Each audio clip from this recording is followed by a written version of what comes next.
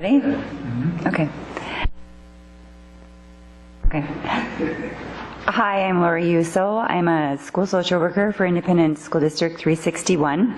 I'm here with other community mental health professionals because May is Children's Mental Health Month. I'll have each of us introduce ourselves, the panel, and then we'll go ahead and ask some questions and have an question-answer format discussion. Karen? Hi, I'm Karen Warren Severson. I'm a mental health counselor in private practice in the community. I'm Jeff Hardwig. I'm a psychiatrist, International Falls. I'm Bill Johnson. I'm with Northland Counseling Center in International Falls. Thank you. Our first question, what are common mental health issues for children, and how do they differ from mental health issues of adults?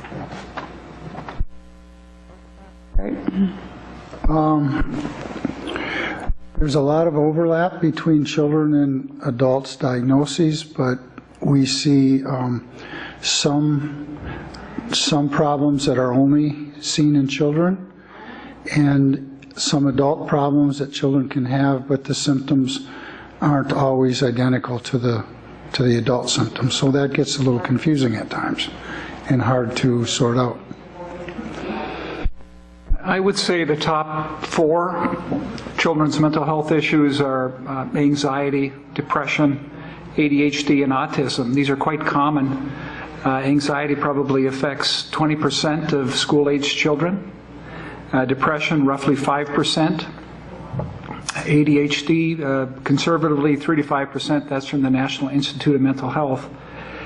And 5 to 12% from the Lewis's textbook. So it just depends on your source. Autism spectrum disorder, that's a new label. The Diagnostic Manual just put out its 5th edition in May and lumped what used to be called autism and Asperger's and those conditions into a new label, autism spectrum disorder. So that's just less than 1 per 100 children affected. So these are the most common. Anxiety in children can be developmentally appropriate. You know, a 2-year-old can be afraid of the dark and afraid of being left without caregivers. 1-year-old is afraid of strangers. And so it can be developmentally appropriate. A difference between children and adults with anxiety, though, is that you can use cognitive approaches, you can use logical thinking to help an adult overcome anxiety, and that's not as available to a child. So that's one difference. Some are childhood disorders like school phobia, separation anxiety, school refusal. That's a childhood disorder. But other conditions begin in childhood and continue into adulthood. PTSD happens after a trauma. Difference between adult and childhood depression is that depression in adults tends to be associated with a loss of pleasure, loss of interest. Adolescents can have a good time for a little while, but as soon as the fun is over, their depression comes back. ADHD kids are hyperactive. If the condition they don't outgrow the condition, and about half of kids do, they do become less hyperactive, but even as an adult, if they have ADHD, they remain inattentive and distractible and impulsive. One of the things that I'd like to comment on is the whole subject of loss. I think that it's common among children, and I'm not sure it's always identified. Loss can show up in lots of different ways. It isn't just about losing a person or even a pet. It can be, it can hide what I call in the folds of change. So, for instance, what's happening in our community right now will be a source of loss for children. Parents losing jobs, fear over not knowing what the future will hold for them. Will it affect their college, their ability to go to college? The stressors on the family increase in a time such as we're looking at in our community right now. And I think that children are particularly sensitive to losses. And I'm not convinced that we're very good at noticing that with them. And I think it's really important. And just some of the very basic things that maybe are obvious, but it's really important to keep children in the loop of what is going on in the family and its struggles. Of course, it needs to be age or development appropriate conversation, and some very little ones need to be reassured over and over again. But I'm working now with the elementary school and high school young people, and I want to say that I keep being impressed with how much they know and how much they're tuned into, and how very important it is for them not to be kept out of the family issues. They shouldn't be lied to. Again, age appropriately, and I think we need to keep communicating with our children, and especially around what they're struggling with. We need to ask them. We need to give them opportunities to do activities that help them express these feelings. That's just one of my areas of interest. Thank you, Karen. Second question, what are the stigmas attached to children's mental health issues, and how do you diffuse these stigmas when you're dealing with children?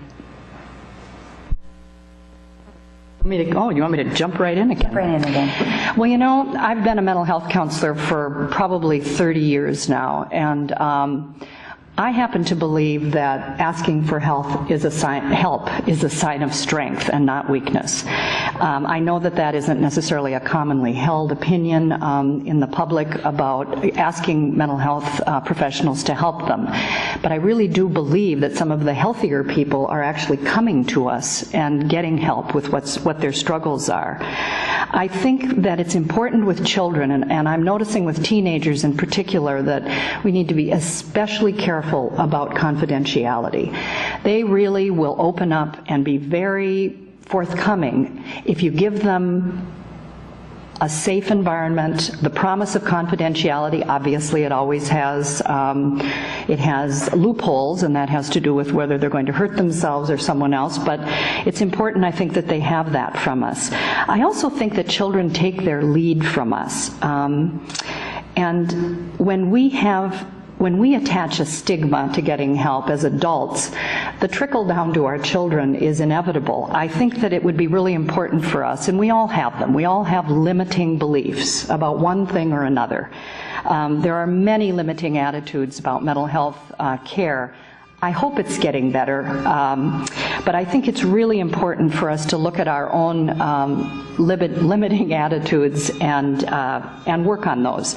And then it's important to seek out success stories, I think, of people who have gone for mental health treatment and their lives are better, or people who have talked with a professional, maybe of any sort, the minister or a social worker at school, for instance. I know that Lori sees many, many students in a day, and it's not formal, but it's there isn't an appointment and you're not going to the counselor, but it is essential to these children's mental health.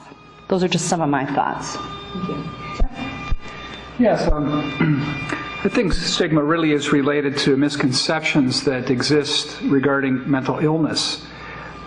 Some people incorrectly believe it's untreatable, for example. And I think it engenders a certain amount of fear because people don't understand it. They try to distance themselves, and I think children hear a lot of negative comments from family and friends, and adults hear it from coworkers. So they have these negative images, negative messages, and the last thing they want to do is bring up the fact that they might be having some issues. So that creates a barrier to getting help. Now, in the case of adolescents, they have a developing sense of identity, and they're trying to figure out who they are and what kind of peers they want to associate with. And they don't want to be associated with the mentally ill. They want to be normal. And that becomes a barrier for them. A lot of minimization of the suffering that goes on. Like, it's really all in your head, and especially in the case of depressed people, the message is, if you just pull yourself up by your bootstraps, try harder. So people feel like it's, some kind of character flaw that they've got this problem, and instead of, that they're suffering from an illness. So I think accurate information is really the key Karen said it right, that it's a sign of strength. We should reframe. It's taking responsibility that you seek help. But mental illness is common. 10% of the population conservatively, of the child population, has some sort of serious mental disorder.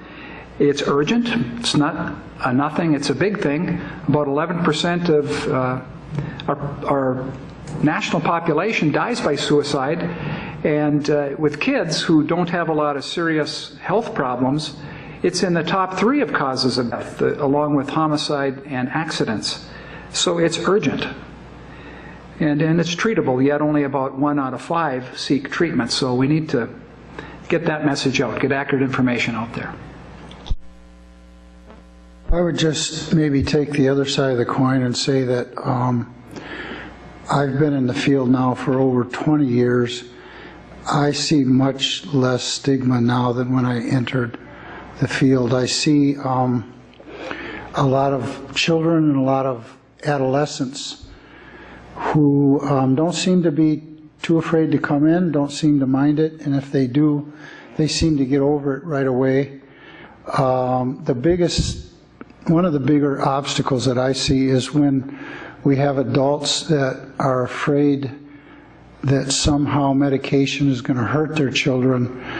I don't prescribe medication. I was trained in a way that suggested that every behavior problem or a lot of mental health issues could be addressed without medication. That was my background, and that was a strong belief of mine. But there are limits to that, and I can see over the years where our biology and our nervous system and our genetics has makes a big difference. And just like people need medicine for diabetes or some other medical problems, some of our emotional problems, some of our behavioral problems are probably a large part, or at least partially, due to biological issues. And when that's the case, medication can be a godsend. And when we have a bias about it as adults and we're afraid to let our children be prescribed what they really need, we end up with children that realize they're failing over the years. They start feeling bad about themselves. Oftentimes they'll get into drugs or alcohol because they're not getting the medication that might have helped them feel better, and now they're turning to whatever they can find as teenagers. So it's critical that we as adults open our minds, not necessarily run for medication right away. If it is recommended, find out what the side effects are. Talk to the ones that prescribe it, Dr. Hardwig and others, and weigh out the pros and cons. Make sure the benefit is outweighing the cost or the downside. Sometimes there's side effects and so forth. But give it a good consideration and make sure it's not your own bias from the old days getting in the way. Our next question.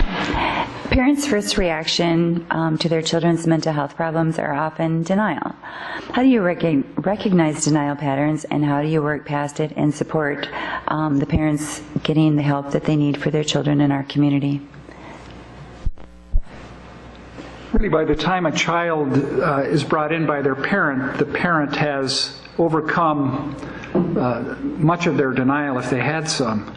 They've managed to bring the child in. When they tell me the story, there's often a part of the story where they were, waiting for things to get better, or just hoping that it was, a passing phase that the child was going to get over. But ultimately, they're in my office.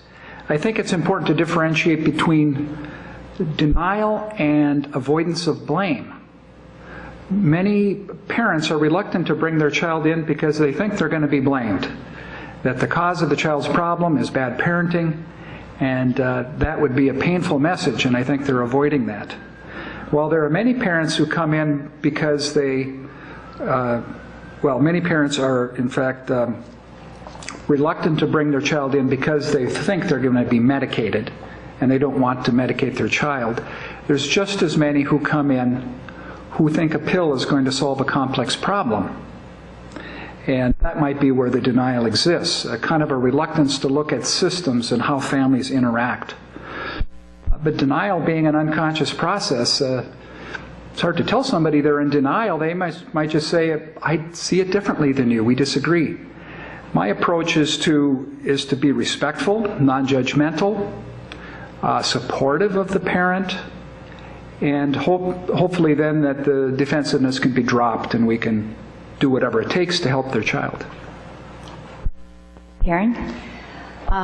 You know, I too come from a systems, I would say systems perspective, where I think there's probably a lot going on when a child ultimately comes in for help. There's usually a lot going on in the whole family and the constellation that the child lives within. I also think that many parents are just plain exhausted. They're exhausted by life right now. They're overstimulated by what I call negative media, and I'll try not to get on a soapbox, but I think we could all benefit from turning off our televisions frequently. I think they get scared, and I'm talking about parents now. So we're worn out, we're overstimulated by negativity, and we get scared, and fear shuts us down.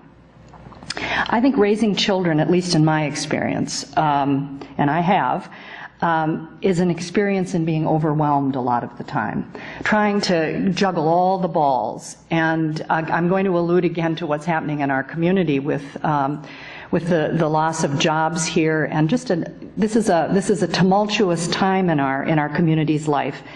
I think that we go to overwhelm. I think it's understandable, and then I think part of the denial, and I completely concur with what Dr. Hardwick is saying, but I also think part of the denial has to do with just that, being overwhelmed and not being able to see the forest for the trees. So some of the thoughts I have is that when your child is truly in pain, most parents, I would say the majority of parents, want to do something. And some of the things that are important to do are to create and keep communication channels open, and to really listen to our children, to try to find out, is this just a transitory or a passing problem, or is my child really in trouble here, either with drugs or depression? Anxiety is a big one. I happen to think anxiety is our national mental health issue, and I don't say that making a joke. I think I see that more than anything in all of the clients I work with, and I see it in my own life. It's very easy to become anxious in our complicated world. It's important for children to be heard, just like all of us, to really be heard, and to include them in decisions, give them some choices. Am I still talking about the same question? I feel like I got off on a bit of a tangent. But I also, I will say that one of the things that occurs to me almost always when I work with complex, well, they all are complex problems, but with families, is to simplify your life. Get down to some basics. There's some wonderful resources out there right now. I know that Bill Johnson's staff has been circulating in the social service network some outstanding, helpful handouts. And what I would say to parents is go looking for the people who can help you. It might be the school social worker, it might be your medical professionals. Come to counselors if you need to, go to Northland, but ask for information. Kutask is another place that I think of that deals with a lot of people in our community. There is a lot of good information out there that you can use as a family to help yourselves. And then if you really are clear that something is amiss, or if you're worried about it, and I also agree that I think we're afraid we're going to be blamed. We're blaming ourselves. I think parents, our children are born and we immediately feel guilty. That's sort of my experience of it. But anyway, by all means, ask for help. We're here to help you, and we are concerned about what's happening in our community as well. Bill, do you have any further thoughts on Well, I would just dealing with add denial? briefly that I would agree with a lot of what Karen and Dr. Hardwick have already said. when parents come in to see me, whether they come, if it's a divorced couple or a couple that's still together, it's not unusual to have the father and the mother disagree or the grandmother disagree. And we can think of that as denial sometimes. From our perspective, it might be somebody's just not admitting to the symptoms. But like Dr. Hardwick said, it's really important for mental health professionals to be respectful. Really, the people that are coming in, bringing the children in to see us, they're the experts. They know better than we do. And in the brief time that we have to do an assessment,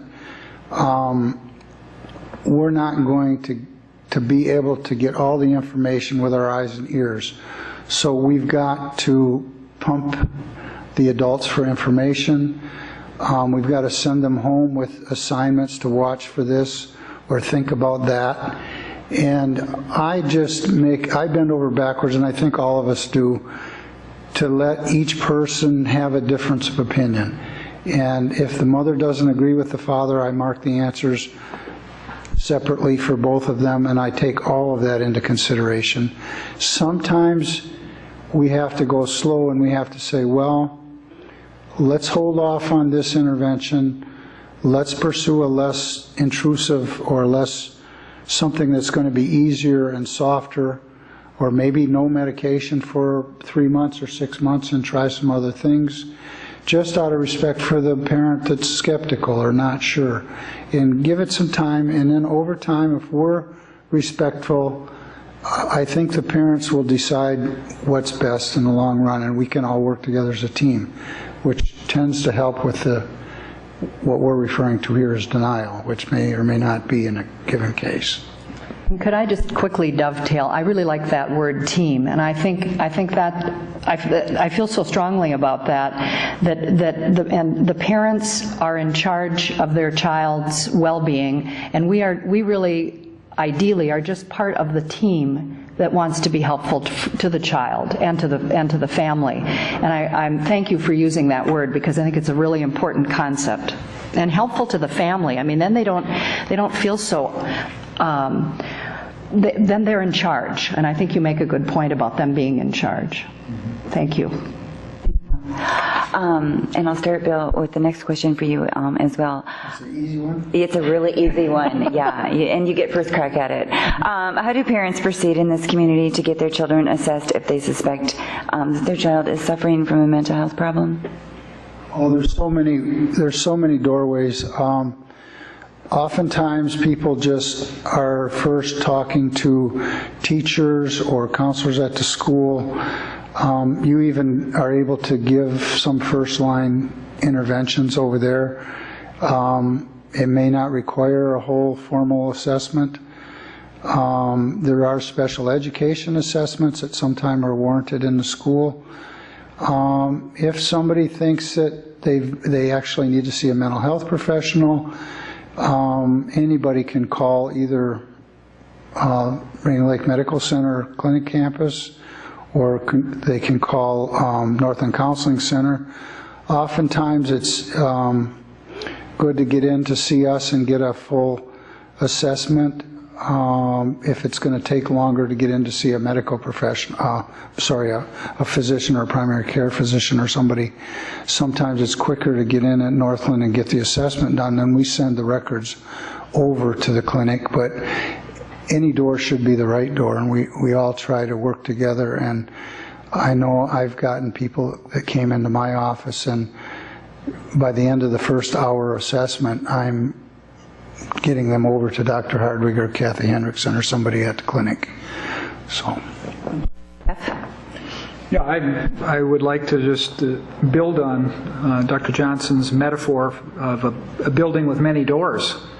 The community has put a lot of effort into building a collaborative, cooperative system where none really exists on paper. It's because we know one another, we are willing to talk to one another, set up meetings together, and refer back and forth.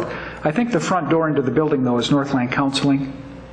Another door is your primary care provider. Into psychiatry, that's a referral. But we also have an emergency room. They're capable of doing emergency assessments to see if inpatient psychiatric care is needed. That would be an out-of-town placement, though. Usually, Northland Counseling provides assistance to the emergency room in those cases. I agree that the school is another sort of door into the system. We'd like to build more formal ties with the school, though, especially when Dr. Tim Smith, a child psychiatrist, arrives next year. That's going to be really big for this town. And I'm hoping to formalize and put some structure into the relationship with the school. I think I'll just defer and say ditto. I agree with everything that's being said. I'm not a first call person for assessment. Northland is, and primary care people. I usually am someone who sees people down the line from that. Questions on suicide or danger to self? We can at the end, yeah. We just have the next one that we have here. What are the common medications used for children's mental health, and how do they differ from adult medications? And I was going to direct that to Dr. Hardwick. I'll kind of fly over the top of this subject because it's really hard for me to know exactly where to draw the line. It can become quite technical and boring. But for the most part, we use the same medication in children as we use in adults. If you think about how a medication is developed, it's first tested in animals and then in adults. You wouldn't ever imagine it being tested first in children. So after a drug has been gone through those steps where it's in common use in an adult, then it's tested in children. And so the research on children lags behind. Now, there are classes of medications. We've got antidepressants. The thing about medication is that all psychiatric medication, most psychiatric medication works at the business end of the neuron in the brain. The business end is where one neuron connects with another neuron. It's called a synapse. And there are chemical messengers that bridge the gap at that synapse. They're called neurotransmitters. So all antidepressants, whatever their type, boost the amount of neurotransmitter, serotonin or norepinephrine. Some of the common names, fluoxetine or Prozac, sertraline, Zoloft, those are drugs approved for children anxiety. Fluoxetine and Lexapro or citalopram, those are drugs for adolescent depression. But I won't go into all those names. Antipsychotics, they work by blocking the effect of dopamine. It's thought that in psychotic states, there's an excess in dopamine activity. So what all antipsychotics have in common is the ability to block the dopamine at the synapse. And common names, risperidol, olanzapine, ziprasidone, you might know them as Risperdal, Zyprexa, Geodon. These names are common. They're used not only in psychotic states, but they're used to treat severe tics, like Tourette's disorder. They're used to treat aggression.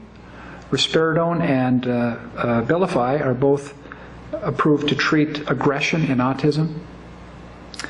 And there's the ADHD medicines. Those work by enhancing rather than blocking. They enhance the effect of dopamine, which is thought to be in short supply in ADHD-affected children. So amphetamines do that. Some non-amphetamine medications, Strattera or atomoxetine, they boost norepinephrine. They don't work quite as well, but they're not amphetamines, which is a big plus. Tranquilizers, we don't tend to use a lot of them in children, but if you need to, they're there. Things like Alprazolam or Xanax, Lorazepam or Ativan.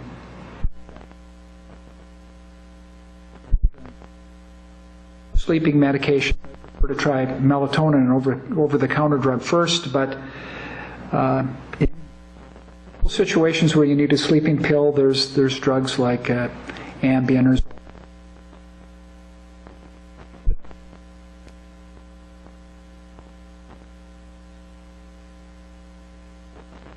kind of a fly over the top of it. No, that was good general overview. Thank you. Bill or Karen, do you have anything you'd like to add to the medication piece, or should we move on to questions from the... Well, I probably would echo what Bill said a while ago. I was also trained to try everything except medication, and I have over the years shifted my perspective on that in recognizing the importance and when there's biochemical imbalances which don't respond to anything else very well, and people are in great pain and in some peril. It becomes very important to use medication, and I'm just, it's interesting how as we grow along in our professional development, how we learn more things and shift our perspectives. And so, you know, I'm sort of in the same place that you are, Bill, as you were talking about that. I'd like to endorse that idea from the reverse direction. I don't think medications should be used in isolation. In most cases, what works best is a combination of therapy of some kind and medication. They complement one another, and there's some very good studies that demonstrate better results when you use a combined approach. I think you had mentioned suicide. This topic is out there in the media. It's the notion of the black box warning on SSRI antidepressants. In 2004, the FDA put out what they called black box warnings. It means that there's a black box around the warning in the physician's desk reference, which is supposed to attract the attention of anyone reading that. Stemmed from a study, 25 controlled trials using SSRI antidepressants, which showed a 4% risk of suicidal thinking and behavior taking these drugs, children taking these drugs, compared to 2% for placebo. Well, this ultimately led to the black box warning. There's a certain percentage of kids, when started on antidepressants, become irritated on them. They get side effects, and it makes them worse rather than better, especially early. And so there's the need for close monitoring once antidepressants are started, and we need to inform parents that this is a potential risk. More reassuring data, though, is that in autopsies of adolescents who have committed suicide, only 1.6% of the autopsies had SSRI antidepressants in them. So the belief is that it is not the cause of most suicides. It's depression and other things that cause suicides. And the other thing is that epidemiologic studies which show antidepressant SSRI use in communities, regions with greater use of SSRIs have lower suicide rates than regions with less use of SSRIs. So there's should not ignore this data, but we shouldn't overinterpret it. We should not overinterpret the risks, and we shouldn't overemphasize the risks and then underemphasize the risk of untreated depression. Depression can be very bad for kids, so we shouldn't underestimate the risk. We should get help for them, whether it's psychotherapy or medication or both. And I don't know, Bill, if you're going to jump in on this, but I will also say that when an adolescent threatens suicide, or an elderly person actually, they're the two groups we should always pay attention to, any age, but those are the two groups that are particularly successful, and we mustn't ever ignore suicidal statements or I think parents need to trust their guts on this. If they've heard their child making threats, take them seriously. Sometimes they're simply looking for attention, perhaps, but you never want to risk that they are seriously suicidal, and that's at least my perspective on that. What I was thinking when you asked me about referrals, I really was thinking about the general average referral for childhood things, but I specifically wasn't thinking about suicide, danger to self. And when Dr. Hardwick mentioned the emergency room, I thought maybe we should put a little breadth to this. You can have a little child that's, say, 4 years old, 5 years old, say, I want to kill myself, or I want to kill my brother. When I hear that, more times than not, my first thought is they don't really understand what they're saying. When an older person says that, they might understand. They might actually mean what they're saying.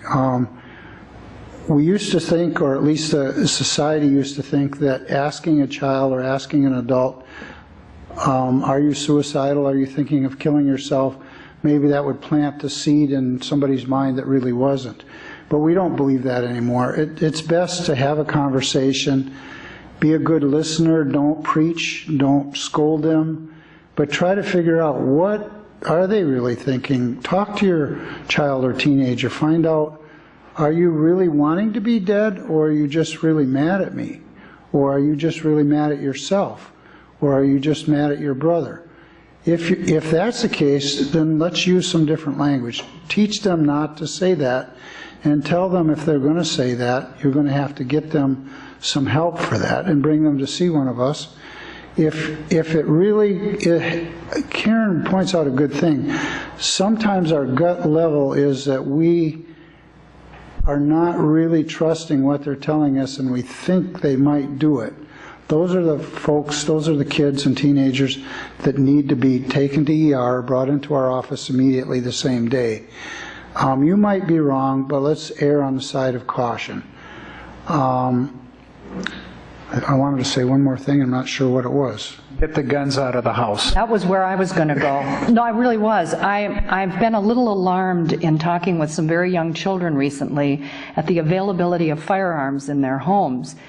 And, well, I've been very alarmed, actually. And I grew up in a hunting family, so I'm not gun phobic. But it occurs to me that children have access to firearms more today than maybe ever, especially in a hunting-oriented community. And I think we need to be really mindful of that. If you have a child who is struggling with depression, you need to put your guns in a locked safe. That, for me, is a bottom line. There's very good statistics to support that. Yeah. Okay. I think the only other thing that was on my mind about that is when you're dealing with adolescents, they probably need some time and patience and good listening.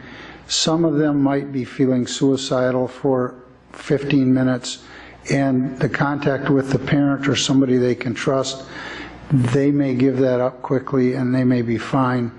It's not that you need to bring everybody to the ER or everybody to our office. It's just that if you're not sure, then bring them. Hey, and something else I've become aware of as I'm working more with teens lately is that when you're over 60 or even in your 40s, you know what the long view is. You know how to take a long view. You know that your heartache today is going to get better, usually, unless you're significantly mentally ill and depressed, for instance. Then that's another story. But most of us are able to take the long view. Children and adolescents cannot take the long view developmentally. It isn't that if you said it to them enough, they would get it. It's that they can't do it developmentally. Their brains are not set up yet to do that. So one of the things that happens with children is that whatever is happening at the moment is like it will never go away. It will always be so awful, they can't imagine a time when it won't be so awful. That's when I think we as adults have to help them as best we can, learn about long view to the extent that they're able. Adolescents certainly are more able than small children, but we need to recognize that that's where they are. And as much as sometimes we wish we could just talk to these kids and they'd finally hear us, I think it's a mistake I certainly made as a parent. Talking at them is rarely helpful. Mostly they need to be heard. Mostly they need to have some genuine TLC from us so that they know that we care about them and that this will get better and we're here to help them. And anyway, I'd like to go back and parent again. I think I'd be way better. Cynthia or Jean, did you have any other questions that you wanted to ask? Let's see. One of the areas that I think people, there's emotional disorder, mental disorder, and then a clear category for. Let's say you have a child that you know it isn't a genetic thing, like schizophrenia is pretty. It may not, there may be nothing in the family dynamics that precipitates.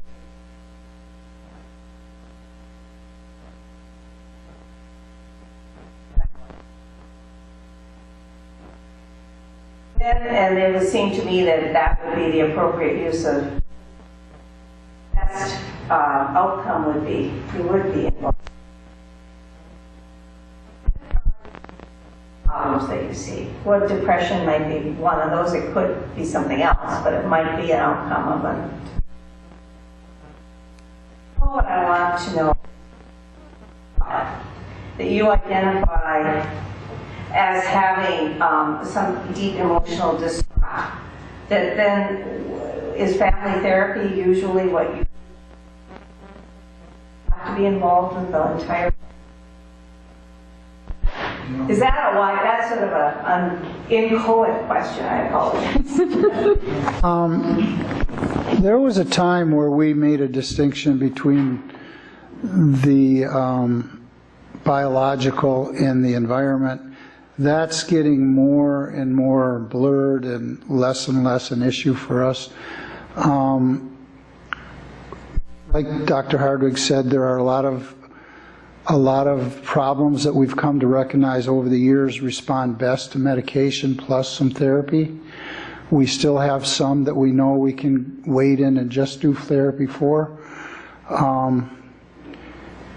What I want to say about your question is that the younger the child is, the more apt my recommendation is that the parents be present during the bulk of the therapy. There are some play therapy approaches that don't involve the parents except for maybe a check-in, maybe them providing a little information at the beginning of the session or over the telephone so we know what's going on lately. Other than the play therapy, we do some sexual abuse treatment that is, the parent is involved, but they're not present the whole time. But when it comes to a lot of behavior problems and a lot of depression and some of these things, it's often important that the parent be an integral part of that and take the information home and reiterate at home and coach at home. So a lot of times we're kind of training the coach, and it's the parents. Sometimes it's parenting, when sometimes it's family dynamics where you really have to work with multiple family members to get more than one person to make a change. So it kind of depends on what we're having in our lap.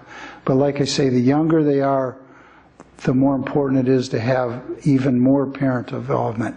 When we start hitting adolescence, I've had parents that, quite frankly, are not very helpful, and I try to speak directly to the teen and to work with them to rise above the problems in the family that don't seem to be changing. But by and large, we want parents to be involved, and like Karen said, it's mostly a team approach, and it mostly takes all of us.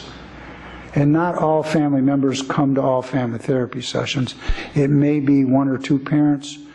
The brothers and sisters are optional depending on what the problems are. Sometimes we need them there, sometimes we don't.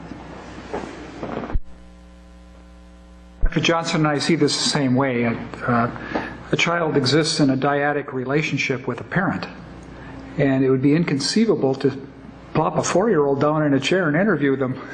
It just doesn't happen. But they're heading on a developmental path that leads eventually to independence. So at some point, you need to be dealing mainly with the adolescent, and especially a mistake to get less than half the information from the adolescent. You need to get more than half the information from the adolescent, or it's an error. Just echoing what Dr. Johnson said. Want me to make a comment? I was just thinking about a couple of parents I worked with a while back who actually came to their own conclusion that they were the ones with the problem. And it still kind of amuses me. I mean, they're very bright people, and they came to me for a few sessions. We talked about their parenting style, and they went home and everything got better. So it's kind of funny how it works. I think, by and large, though, in fact, about probably 95% of the time, I think it's a systems approach, and you really do need. And by the way, they were parenting a teenager. You really do need to see as many of the family as you can, and I guess we're all in agreement in that area. I'd like to add one thing. With the teenagers, when I work with the parents and the teenagers, I really, more times than not, I'm going to start it with a discussion about if it keeps going the way it's going right now, the parents are trying to clamp down harder because you're getting in trouble and they're worried about you, and if they keep doing that, you're going to keep rebelling more and more because you need to become an adult and be making your own choices and your own decisions. Everybody's losing here. We can turn this around if I can get everybody working together, like we said, as a team. We can turn this to where you're winning and they're winning. And I look at the parents and say that, and I look at the teen and say that. And I try to give them a sales job on, you can't keep going in the direction you're going right now. Everybody's losing. Nobody's going to win. It's going to be a disaster. I call it World War III. And a lot of times you can get their attention by convincing people that, look, if you'll cooperate and do what I'm suggesting, everybody's going to be happier. The parents are going to be happier, and the teenagers are going to be happier.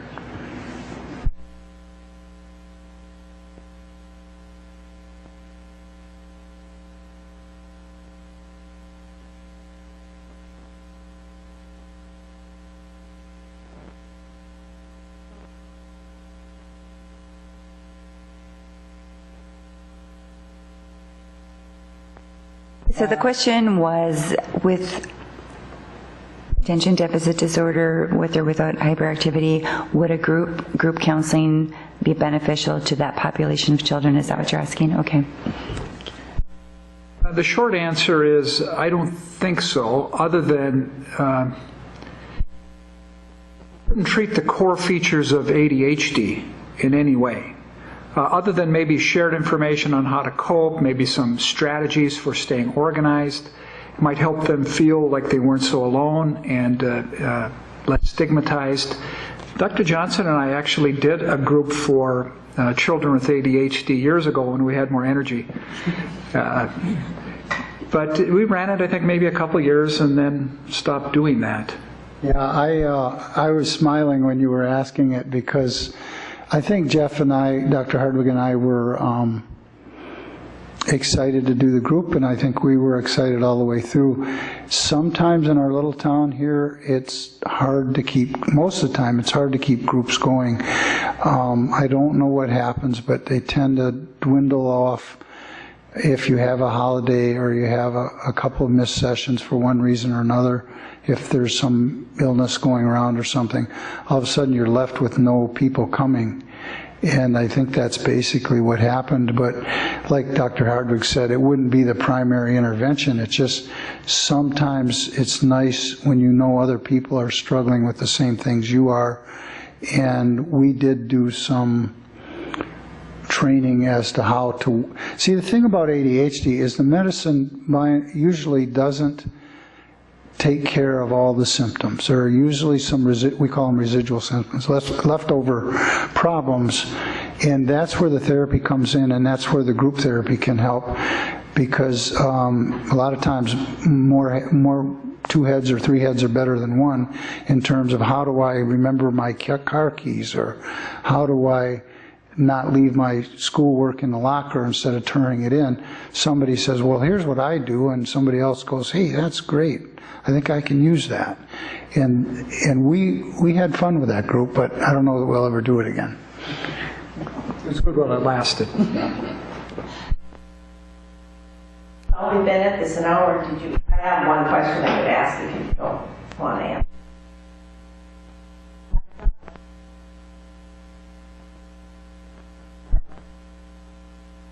I will defer to Dr. Johnson on that. Okay. Dialectical behavioral therapy is a very structured, by structured I mean we pretty much follow the book on this one. It's not typical for us to do that. This one is research-based. It's something that a person developed in a research setting, Dr. Linehan, and gradually honed it down to a fine art where if you follow the manual, it's been proven over and over again to help with people that have severe emotional dysregulation. In other words, they don't really have a good dimmer switch on their emotions. They have interpersonal relationship problems. They repeatedly either break off relationships or ruin relationships. And in crisis, they tend to panic and use drugs or alcohol or cut or burn themselves, hurt themselves in some way, or do other highly risky behaviors. So we found out later, Dr. Linehan went in one of the major newspapers in the country and admitted that she had a condition called borderline personality disorder, and that's when she recovered from that, she sort of took some of the things that helped her and developed this intervention, and then did research on it. She's a researcher in University of Washington. So it's a very intensive 2.5 to 3 hours of group therapy a week and 1 hour of individual therapy. The thing is, we don't have any in our town for teenagers or kids. I'm not even sure it would be appropriate for kids, but it's increasingly being used with adolescents, and I think sooner or later, if we had enough people in our town, we would do it. It's a year-long, the way it is for adults is a 1-year commitment, and you have to keep the people coming for a whole year, and you have to be able to replenish them when they graduate, when they get good, put new people in there, or your group is going to die out. And if you don't have enough adolescents to keep the group full, we wouldn't be able to keep doing it. Right now, none of us would be qualified to do the group with adolescents, but I think it's coming. I'm pretty sure it's only a matter of time till we get trained up and do it. So that's a good question, and it's really good for people that are suicidal or self-injurious. Lori, I would just dovetail on the question before about group work, not necessarily with ADHD, but we are human beings long to be in relationship with others, and one of the things that I'm finding is that as often as we can avail ourselves of connecting with other people, especially when we're feeling troubled, it often is better for us. So I think about what's happening again in the community right now. I think it's really important that we not isolate, that we look for, whether it's in our churches, our schools that have groups, or in the groups that are being offered through Northland or any mental health oriented group, that people take advantage of those kinds of things, because I really do believe that we find out that we're not alone, and that the things that we're struggling with are not unique to us, that lots of people struggle. And especially right now, I think it's going to be really important that we keep talking with one another so that we don't feel alone. And that's just a bias I have. I think groups are probably one of the most powerful treatment modalities that exist, and if you have an opportunity to be a part of a group, especially a professionally led group, I'd say grab it. It'll be worth your while. You make me want to say one thing. The stigma, one of the hardest things to get people to do in this town is to attend a group. Most people, I want to say most, a lot of people are nervous and anxious about going into a group. So that's a big obstacle. If we can get over that, they're worried that their private business is going to be blabbed all over town, so we have to deal with that one. But I don't think, it would be a very tiny minority of people that actually took the risk and got into the group and were disappointed later. I think most of us can say that we've talked to somebody that was so glad they got into whatever group it was. So I'm just going to second what you say about groups. It's a very powerful treatment modality. It's very powerful. It's the size of our town, which is limited how much we can apply that treatment. Because you can't run a group with 2 people. Really, I think the best groups have 4 to 8 in them. 6 maybe would be an ideal. And it's hard to maintain that for most disorders in town. I've been working at the high school with adolescents, and I can tell you that it's just one of the most heartwarming, important things that I've done in recent years. And it's the group dynamics are so powerful. How quickly there's what we call group cohesion. They're supporting one another. They're inviting one another to do things together. The last time we got together, we actually had a group hug. Now, I got to tell you, that was quite an event because it was both boys and girls, and I don't think that had happened outside of that environment, but there's such a deep need to connect, and actually it makes me think we need to be doing more groups in our community. We'll see where that leads us. Yeah. Thank you for this opportunity. Yes, thank you. Thank